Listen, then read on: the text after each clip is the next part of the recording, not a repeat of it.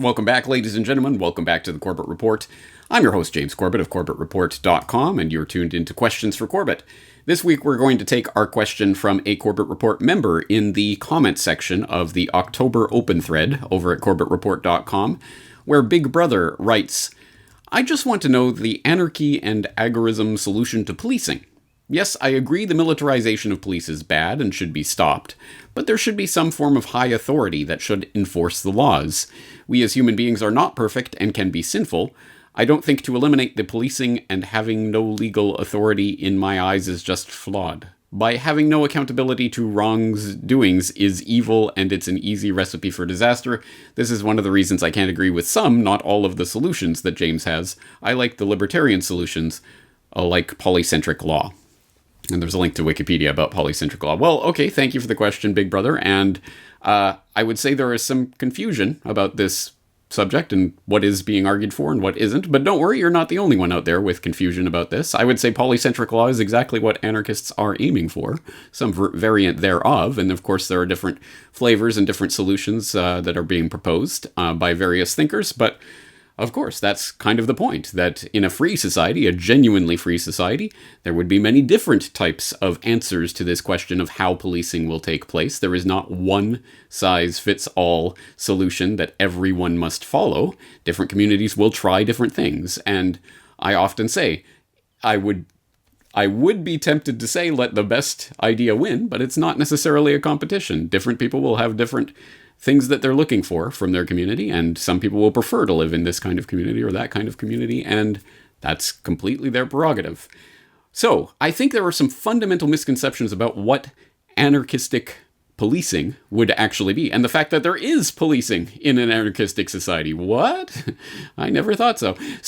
But it's a great question to start delving into the real issues when it comes to a free society. And what is it? What does that mean? And how does it function? Well, it starts by taking away the monopoly authority of violence from the state that cannot be wrested away and cannot be in any way reasoned with or abrogated. So that would be the first step. And then what is built on top of that follows from some pretty basic first principles that I know everyone in the audience agrees with. So let's actually break this down with reference to Questions for Corbett. Yes, as Corbett Report user SCPat responds in that thread, in the October open thread over at CorbettReport.com. Actually, I asked this on Questions for Corbett some time ago, and James posted a response, and he links to that video. And I realize that now that we've got these shorter, tightly focused on one question versions of Questions for Corbett, those older episodes are going to get lost to the internet ether, as there are literally hundreds of questions that I've answered in this series, but a lot of them you'll probably be very difficult to search for them. So let's dig up that response and revivify it here. I think it's particularly appropriate since this question of defunding the police or whatever else is so au courant in our current era. I think it is important to take another look at this question and answer. So let's do a blast from the past and dig up this answer, which is even more relevant today than it was when it was first posted from a previous edition of this series. Let's move on to the next question. This one from a Corbett Report member in the comment section from Questions for Corbett 34. SC Pat writes, I know that you have identified with the life philosophy of voluntarism, where interaction between people is through voluntary participation. I would like to hear your defense of voluntarism in regards to law and order in a voluntary society. Undoubtedly, there will always be sick and violent people in the world who intend to cause harm to innocent people. Without police, who would stop any person or groups of people from violently extorting, abusing, or causing harm to innocent, defenseless people?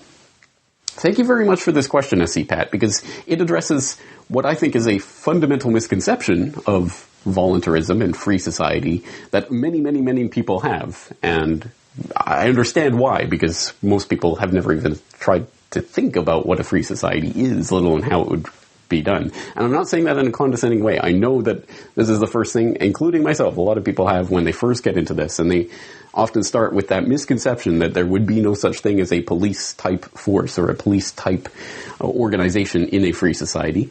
In fact, there would be. More on that in a second, but firstly, I should thank some of the Corbett Report members who were doing some of the back and forth and answering the questions in the comment section. I love to see that. So Dan Man Ultra responds to SCPAT by pointing out that police don't really stop crime usually. They generally investigate it after the fact, if you're lucky. And I'm sure everyone, including myself, has had some experience of having had a crime committed against them and the police not even, saying that, okay, we'll record it, but we can't do anything about it. In my case, I was parking at West Edmonton Mall because when I was originally coming to Japan and I had to get my visa and there was a consulate in Edmonton or something like that, I'm a Calgarian, so I was in Edmonton, which is enemy territory, as it were, for Calgarians in the friendly, loving rivalry between Calgary and Edmonton. So I was there and I was parked in West Edmonton Mall's parking lot for a few hours, and when I came back, my car had been smashed, the window had been smashed, broken into. Nothing was taken that I remember.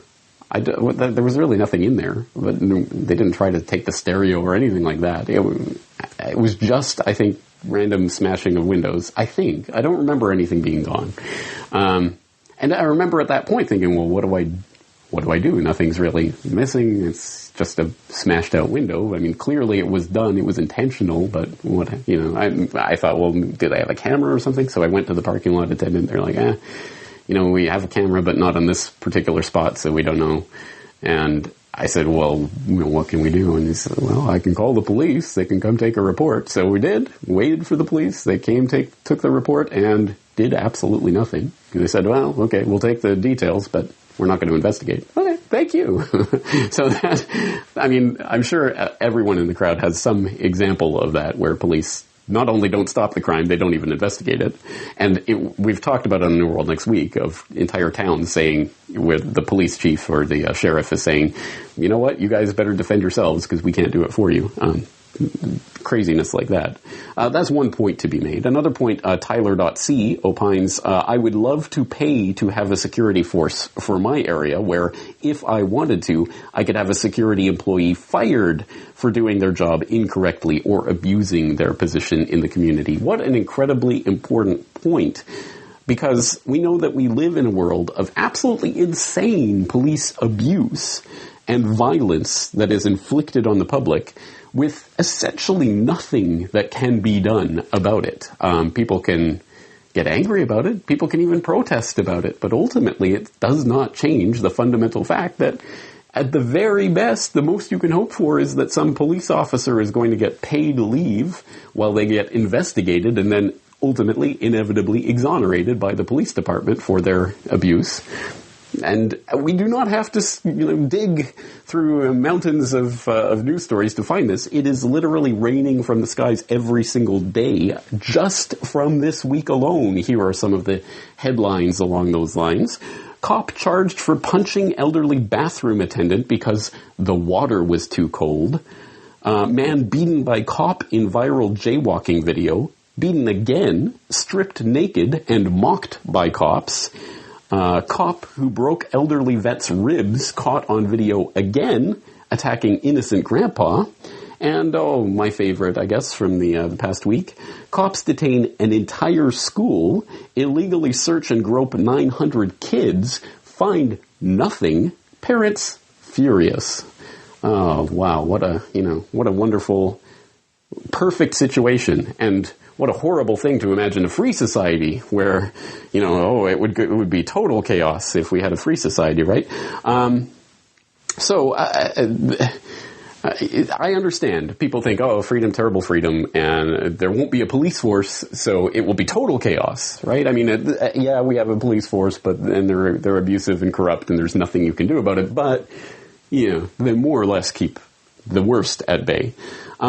But that, as I say, is a fundamental misconception. The idea that a free society would not have some policing entities is fundamentally a misconception. In fact, you're right, it wouldn't have a single, unitary, monopolistic police force that cannot be questioned, cannot be overturned, cannot be defunded, cannot be in any way disengaged with or opposed without being beaten down violently.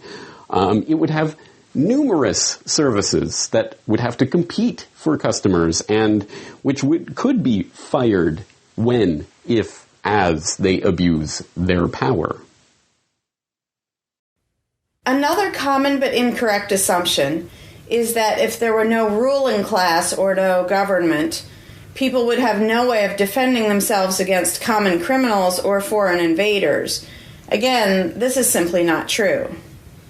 The government version of protection is inherently hypocritical. Governments will use their hired law enforcers to find and lock up some of the private thugs and thieves and prevent them from preying on people.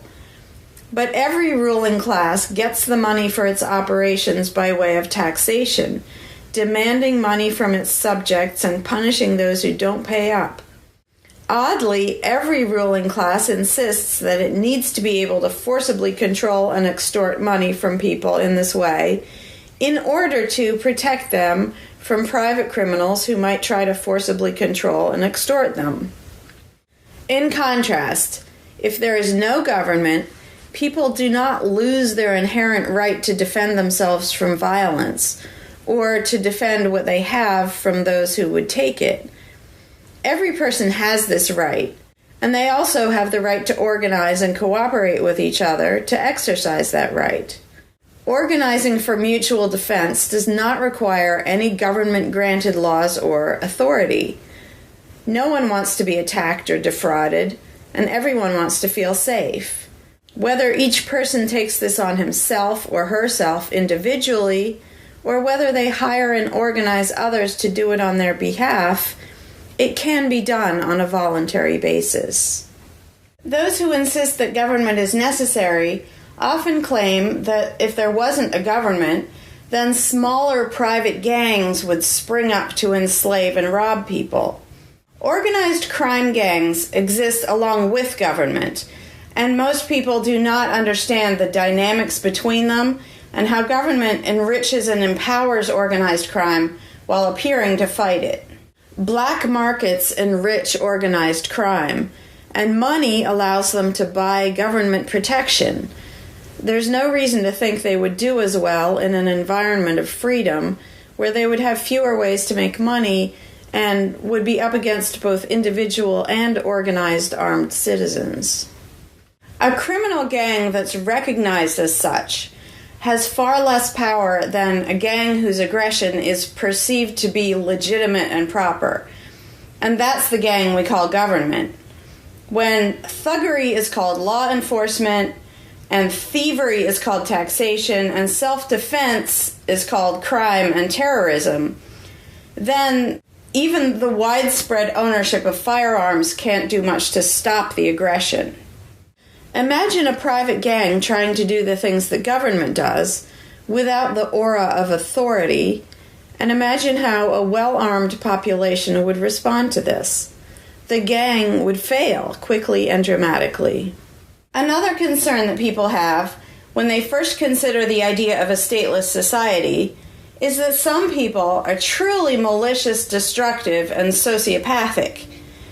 The concern is that these people would be free to do anything they wanted and no one would stop them. But this concern is again based on a basic misunderstanding of human nature. Wherever we have a government ruling class, we still have freelance thieves and thugs who are not deterred by the laws of the politicians. In some instances, they're stopped by force by the police, or they decide not to commit a crime for fear of what the police might do to them. What makes this deterrence work is not the legislation or the official badges, but the simple threat of harm to the sociopath. It really makes no difference whether the threat comes from the police, or another citizen, or even another criminal. A sociopath doesn't care about laws or social rules. He cares about avoiding pain and hardship for himself. This is still true when a government ruling class is not involved at all. If the intended target of a would-be carjacker pulls out a gun, it doesn't make any difference to the carjacker whether that person has a badge or whether there's a law against taking people's cars. Discouraging nasty people from hurting others does not require special authority, only the ability to use defensive force. Ironically, though people hope that government will protect them, having a government, a gang which is believed to have the right to tax and control people, just creates one gang so big and powerful that normal people can't resist it. In short, to create a huge gang and then give it societal permission to control and extort people with the hope that this gang will prevent theft and thuggery is simply a self-contradictory idea, but that's what government always is. Some people might assume that if people organize for mutual protection and defense, then that's what government is. But there's an essential difference. People coming together to do something that everyone has the right to do, such as defend yourself, doesn't require any special authority. It's not government unless one group of people claims the right to do things which others do not have the right to do, such as taxing and controlling innocent people. Organized defense can be very effective without supposing the special right to rule over others. In other words, without being government. In contrast, governments rob the people they rule of far more wealth than private crooks could ever manage, making the idea of a protector government ridiculous. All right, there are many other issues that are raised here and objections that will be raised and countering back and forth, but this entire podcast is not devoted to this one question alone, so I'll leave it there. But of course, I would suggest you watch that full video, which I just played a little clip from, so that you can find out some of the other objections, the very most common objections to anarchism. But suffice it to say, no, just because anarchism, free society, does not mean no laws, no rules. It means no rulers. So there is no authority that has some monopoly over violence that can be used to extort you for your money for protection services, which ensures there are a gang of thugs ruling over you. Again, it's going to be lollipop and wonderland, but it means that you can actually disengage with protective services that abuse their powers. And that is an exceptionally important thing, not to be underestimated. But obviously, this is a huge topic and needs a lot more fleshing out. All right. Hope you enjoyed that. I would say that, again, I hope that people will look at those particular references that I was giving in that answer, those many years ago. But also, I will throw in references to other treatments of this question, which, as you might imagine, is not a new question. How would policing work in an anarchistic society is not something that no one has thought of before. It has been thought about and written about at great length. Entire forests have been felled with the answers to this question. So I'll point you in the direction of some very scholarly works of some length and depth, like Gary Chartier's Anarchy and Legal Order. I'll also throw in some links to some lectures and other things that might be a little bit more accessible, although still, I think, treat the subject quite seriously, like talks that Bob Murphy has given on this subject. As I say, there's a lot to explore. I hope people will do so, because obviously this is an important question.